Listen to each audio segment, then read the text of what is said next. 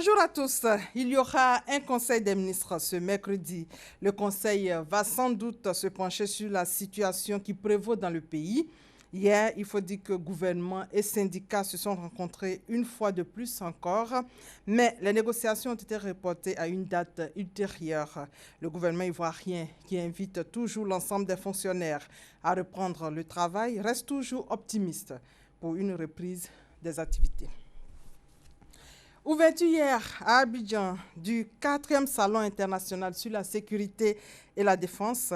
130 exposants de 24 pays sont sur place. C'est un salon qui vise à améliorer la sécurité sur le continent. À Boussanogo.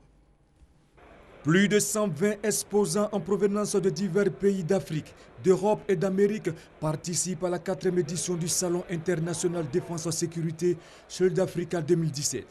Plateforme d'échange, ce salon permet aux décideurs africains, publics et privés de rencontrer des industriels et proposer des solutions de sécurité, avec pour objectif l'amélioration de la stabilité sur le continent africain.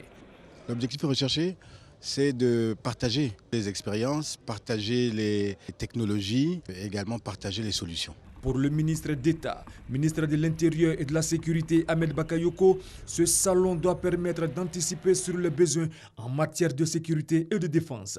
Nous devons sortir de la dictature de l'urgence. Nous devons tout faire pour avoir une vraie planification. Ce qu'il faut à l'Afrique aujourd'hui, c'est une stabilité. Et cette stabilité passe par quelques facteurs, dont la sécurité. Sur l'actualité récente en Côte d'Ivoire, le ministre d'État Ahmed Bakayoko a tenu à rassurer.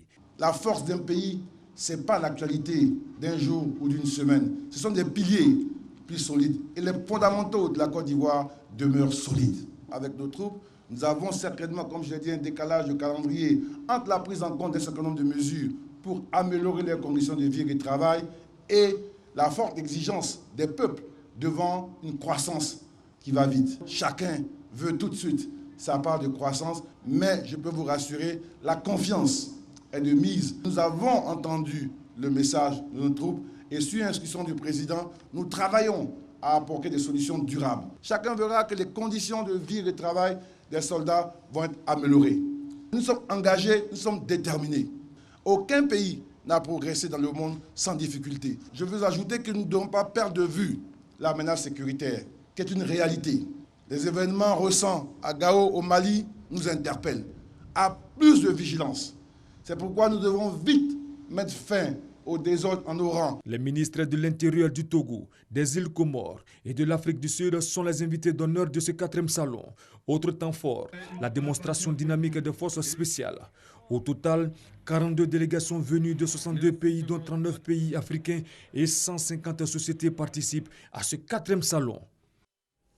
En Somalie, une double explosion fait au moins 7 morts près d'un hôtel de Mogadiscio. Il y a aussi de nombreuses personnes qui ont été blessées dans les 2 explosions.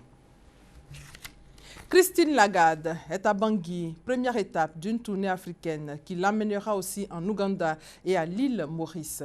La directrice générale du FMI est arrivée mardi après-midi en Centrafrique où elle a rencontré le gouvernement et le président Touadéra. Ce mercredi, elle doit s'exprimer devant les députés à l'Assemblée nationale. CAN 2017, pour terminer, l'équipe de football de la Côte d'Ivoire, championne d'Afrique en titre, a été éliminée dès le premier tour de la CAN 2017, ce 24 janvier à OIM.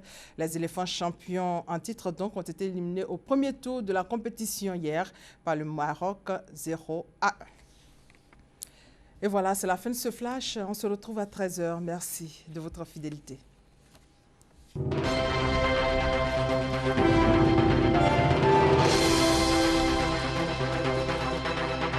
Thank you.